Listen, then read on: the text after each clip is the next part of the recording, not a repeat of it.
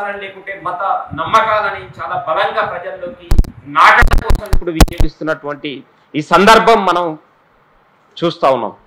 అందుకనే దబోల్కర్ లాంటి వాళ్ళు, అన్సారీ లాంటి వాళ్ళు, కల్బుర్గి లాంటి వాళ్ళు, అలాగే మనం గౌరీ లంకేష్ లాంటి వాళ్ళు, అనేక మంది వాళ్ళు ఏదైతే ఈ విశ్వాసాల పేరుతోటి, ఈ నమ్మకాల పేరుతోటి పాలకంటే చేస్తున్నటువంటి ప్రయత్నాన్ని ఎదుర్కోవడం కోసం ఎలాగైతే ప్రయత్నం చేశారో మనం అలాంటి పోరాటం చేయకుండా, అంటే సైన్స్ హేతువాదానికి సంబంధించినటువంటి పోరాటం కూడా మనం చేయకుండా ఈ అంధవిశ్వాసాలని, మూఢనమ్మకాలని నిర్మూలించడము అసాధ్యమైనటువంటి విషయాన్ని మనం అర్థం చేసుకోవాలి. ఎందుకంటే సైన్స్ దానంతట అదే నిర్మూలించే పరిస్థితి ఏం కనబడట్లేదు, మనకు కనిపిస్తూ ఉంది. అలాగే టెక్నాలజీ పెరిగినంత మాత్రాన దానంతట అదే మూఢ విశ్వాసాలు పోతాయని చెప్పేసి అటువంటి నమ్మకం ఏం కనబడట్లేదు. ఎందుకంటే మనము సూరి భాగవతం గారిని చూస్తాం, ఆయన పెద్ద సైంటిస్ట్, కానీ ఆయన పుట్టపర్తి సాయిబాబాకి ఆయనంత భక్తుడు ఎవరు లేరు. అందుకనే ఏకకాలంలోనే ఒక సైంటిస్టుగా, అలాగే అత్యంత మూఢ విశ్వాసాలను నమ్మేటువంటి వ్యక్తిగా ఎలా పయనించగలుగుతా ఉన్నాడు, అది గ్రౌండ్ రియాలిటీ. దాన్ని మనం చూడాల్సినటువంటి అవసరం ఉంది. ఎందుకంటే అది ఎక్కడి నుండి వస్తుంది అంటే వాళ్ళ చిన్నతనం నుండి, చిన్నప్పటి నుండి వస్తున్నటువంటి, మనం బోధిస్తున్నటువంటి మన విశ్వాసాలలో ఉన్నటువంటి ఏదైతే మనం సాంప్రదాయాలు, విశ్వాసాలు లేకుంటే నమ్మకాలు అని చెప్పేసి ఏదైతే చెప్పుకుంటూ వస్తూ ఉన్నామో, దాంట్లో దానికి కావాల్సినటువంటి ఒక పార్శ్వం, అంటే దాన్ని ప్రతిఘటించాలి అనేటువంటిది ఏదైతుందో అది మొద్దుబార్చబడతా ఉంది.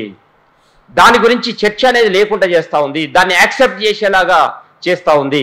అందుకనే దేన్ని దానికే, అంటే మన మెదడులో రెండు సహజీవనం చేస్తున్నటువంటి పరిస్థితి మనకి కనిపిస్తూ ఉంది.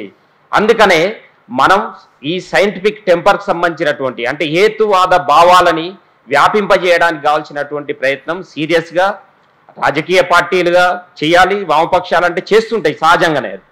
కానీ ఇప్పుడు ఉన్నటువంటి వాతావరణంలో మనకి వామపక్షాలకు సంబంధించినటువంటి లిమిటేషన్స్, వాటికి వచ్చినటువంటి ఇది, ఆ ప్రజలలో దానికి సంబంధించినటువంటి ఒక వస్తున్నటువంటి మార్పులు, ఇవన్నీ చూసినప్పుడు వివిధ సంఘాలుగా ఇప్పుడంతా మన ప్రయత్నం చేస్తూ ఉన్నాం. చాలా ఇప్పుడు విజ్ఞాన దర్శినికి సంబంధించినటువంటి ప్రయత్నం, మిగతా ప్రజా సంఘాలకు సంబంధించినటువంటి ప్రయత్నం మనం చేస్తున్నాం. అయితే ఇది చాలా లిమిటెడ్గా ఉంది, ఇది సరిపోయే పరిస్థితి లేదు. కనీసం ప్రజలని ఒప్పించగలిగేటువంటి స్థితిలోకి మనం వెళ్ళలేకపోతా ఉన్నాం. దానికి నిదర్శనమే ఇప్పుడు జరుగుతున్నటువంటిది, రేపు జరుగుతాయి. ఇప్పటికే మనం చూసాం. ఏంటి, నిన్నే ఏదో వాహనం దాన్ని తీసుకొస్తూ 6 మందో 5 మందో చనిపోయారు. శ్రీకృష్ణుని తీసుకొస్తూ చనిపోతే ఎలక్ట్రిసిటీ డిపార్ట్మెంట్ని తిడుతూ ఉన్నారు బాగా. కానీ మరి అదే దేవుణ్ణి తీసుకొస్తా ఉంటే కనీసం కరెంటు షాక్ నుండి కూడా కాపాడలేని దేవుని గురించి ఎవరు, అరే కరెంట్ షాక్ నుండి అయినా కాపాడాలి కదా కనీసం. నువ్వు వేరే వాటి గురించి కాపాడుతావో లేదో తెలియదు, కానీ దాని గురించి అయినా కనీసం నువ్వు కాపాడలేకపోయినా అనే చర్చ ఏమీ లేదు. ఎలక్ట్రిసిటీ డిపార్ట్మెంటు, కేబుల్ వైర్లు, అసలు కేబుల్ ఎందుకు ఉన్నాయి, ఇవి లేకుంటే అయిపోవు కదా, అవి లేకుంటే అయిపోవు కదా, దీని మీద చర్చ చేస్తున్నటువంటి స్థితినే మనం చూస్తున్నాం. ఒక్క దగ్గరే కాదు ఇన్సిడెంట్, మళ్ళీ ఇంకో చోట జరిగింది. రేపు ఇంకా ఈ వినాయక ఇది అయిపోయే వరకు ఎంతమంది చనిపోతారో కూడా తెలియదు. అంటే ఇలాంటి సమాజంలో మనం ఉన్నాం ఇప్పుడు. దాంట్లో ఇంత మూఢనమ్మకాలు, వీటిని మూఢనమ్మకాలు అని అనాలా, విశ్వాసం నమ్మకాలకు సంబంధించినటువంటి విషయంలో మనం విశ్వాసము లేకుంటే మూఢనమ్మకము లేకుంటే నమ్మకం మధ్య ఇప్పటిదాకా మనం ఈ చర్చ దీంట్లో ఇప్పుడు మాట్లాడుతున్నప్పుడు చెప్పారు. సరే, నమ్మకానికి మూఢనమ్మకానికి ఏమంత పెద్ద డిఫరెన్స్ ఏముంది, కాకుంటే ఇది ప్రూవ్ చేయబడింది లేకుంటే ప్రూవ్ ఇంకా చేయబడలేదు అని అంటే మిగతాది మాత్రం ప్రూవ్ చేయబడిందని ఏముంది, ప్రూవ్ చేయబడేంత వరదాకా దానికోసం మనం వెయిట్ చేసుకుంటూ ఉండాల్సిందేనా? అంటే ఈ రకమైనటువంటి చర్చని మనం డిబేట్ చేయాల్సినటువంటి అవసరం ఉంది. ప్రజలలో ఒక సైంటిఫిక్ టెంపర్మెంట్ అనేటువంటి దాన్ని కనుక మనం బిల్డప్ చేయకుంటే, హేతువాదానికి సంబంధించినటువంటి భావాలను కనుక మనం ప్రచారం చేయకుంటే, అది మన రాజ్యాంగం ఇప్పటిదాకా మన విధులలో రాజ్యాంగంలో ఉంది, మన పాలక వర్గాలకు సంబంధించినటువంటి ఇది ఉంది. ఇవన్నీ ఉన్నప్పటికీ కూడా, వాళ్ళకి ఆ డైరెక్షన్ ఉన్నప్పటికీ కూడా వాళ్ళు వాంటెడ్లీ కావాలనే చేయడం లేదు అనేది మనకి చాలా స్పష్టంగా తెలుసు. ఎందుకంటే మనకి భూస్వామ్య సమాజం ఏం చేస్తుందంటే, మనిషికి స్వర్గము చనిపోయిన తర్వాత ఉంటుందని చెప్పేసి వాగ్దానం చేస్తుంది. మనిషి చనిపోయిన తర్వాతనే విముక్తి, నువ్వు ఇక్కడ అయిపోయిన తర్వాత నువ్వు స్వర్గం వెళ్తావు అనేది భూస్వామ్య సమాజం చెప్పేటువంటి మనకు మత గ్రంథాలు వీటన్నిట్లలో అదే ఉంటుంది. కానీ పెట్టుబడిదారి మత గ్రంథం ఏం చెప్తుంది? నీకు చనిపోయిన తర్వాత స్వర్గం గురించి కాదు, మనిషికి నీకు ఇక్కడనే ఉందిరా స్వర్గము. ఎందుకంటే మన హైదరాబాద్ అనుకో, మనకి బంజారా హిల్స్, జూబ్లీ హిల్స్, లేకుంటే అటువైపు వాళ్ళు అనుభవించేటువంటి పబ్బులు, క్లబ్బులు, లేకుంటే అలాంటి వైభోగమైనటువంటి జీవితం, బిఎండబ్ల్యూలు, ఇట్లా ఒక ఈ రకమైనటువంటి జీవితం ఉంటుంది రా నాయన. నువ్వు దాన్ని అందుకోవాలంటే ఏం చేయాలి? నువ్వు డబ్బు సంపాదించాలి.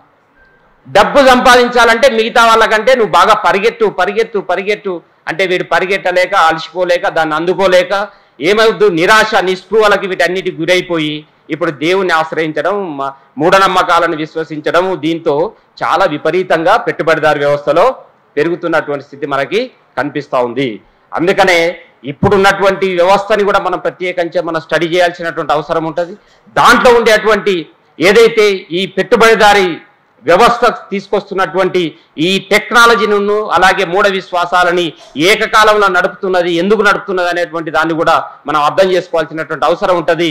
దోపిడీని మరింత చేయడానికి, దోపిడీని మరింత కన్సాలిడేట్ చేసుకోవడానికి, ప్రజలని మళ్ళీ ఒక రకంగా ఒక మత్తులో ఉంచడం కోసం కావాల్సినటువంటి అవసరము ఈ వ్యవస్థ కూడా ఉంది. కాబట్టి ఇప్పుడు చాలా విపరీతంగా అది పెరుగుతూ ఉంది అనేటువంటి అంశాన్ని కూడా మనం దృష్టిలో పెట్టుకున్నప్పుడు ఆ రకంగా రెండింటిని ఏకకాలంలో మనం హేతుబద్ధ ఆలోచనలు, సైంటిఫిక్ ఏదైతే టెంపర్కి సంబంధించినటువంటి అంశం ఉందో, అలాగే మిగతా మన సమాజంలో జరుగుతున్నటువంటి ఎక్స్‌ప్లాయిటేషన్, ఇలాంటి అంశాలకు కూడా దీన్ని జోడించి చెప్పుకుంటూ ముందుకు తీసుకుపోవడం ద్వారా మాత్రమే మనం ఈ యొక్క పరిస్థితిని అధిగమించగలము. అలాగే మనం ఇప్పటిదాకా మనకి కాంగ్రెస్ పార్టీ వాగ్దానం చేసింది, మేము ఈ చట్టం చేస్తామని చెప్పేసి. ఆ చట్టం సరే చాలా వాగ్దానాలు చేస్తూ ఉంటారు పాలకులు, వాళ్ళకు ఉండేటువంటి స్వభావం, వాగ్దానాలు చేస్తూ ఉంటారు. కానీ ఇది మాత్రం చాలా ఇప్పుడు అవసరమైనటువంటి వాగ్దానం. అందుకనే మనందరం కూడా గట్టిగా ఒత్తిడి చేయాల్సినటువంటి అవసరం ఉంది. కాంగ్రెస్ పార్టీ మీద అలాంటి ఒత్తిడి సిపిఎం పార్టీ తరఫున కూడా చేస్తాం. మిగతా అందరితో కలిసి కూడా ఆ రకమైనటువంటి ఒత్తిడి తీసుకొచ్చి చట్టం అయ్యేలాగా చూసేటువంటి బాధ్యత, ఆ రకంగా మేము కృషి చేస్తామని చెప్పేసి మీ అందరికి కూడా వాగ్దానం చేస్తూ, అలాగే కేంద్ర ప్రభుత్వం కూడా ఇలాంటి చట్టం చేయొచ్చు. ఎందుకంటే కేంద్ర ప్రభుత్వం ఇప్పుడే ఒకటి పార్లమెంట్లో బిల్లు ప్రవేశపెడతా ఉన్నారు, పెద్ద గొడవ అవుతా ఉంది దాని మీద. ఏంటట, 30 రోజులు కనుక వరుసగా జైల్లో ఉంటే వాళ్ళ పదవి ఆటోమేటిక్గా రద్దు అయిపోద్ది. వాడు ఎంపీ గెలిచినా, ఎమ్మెల్యే గెలిచినా, ముఖ్యమంత్రి అయినా. ఎందుకంటే మొన్న ఆ కేజ్రీవాల్ని తీసుకుపోయి జైల్లో పెట్టినా ముఖ్యమంత్రి పదవి వదిలిపెట్టలే కదా, అట్లే ఉన్నాడు. తర్వాత ఇంకెవడన్నా రేపు అట్నే చేస్తాడేమో.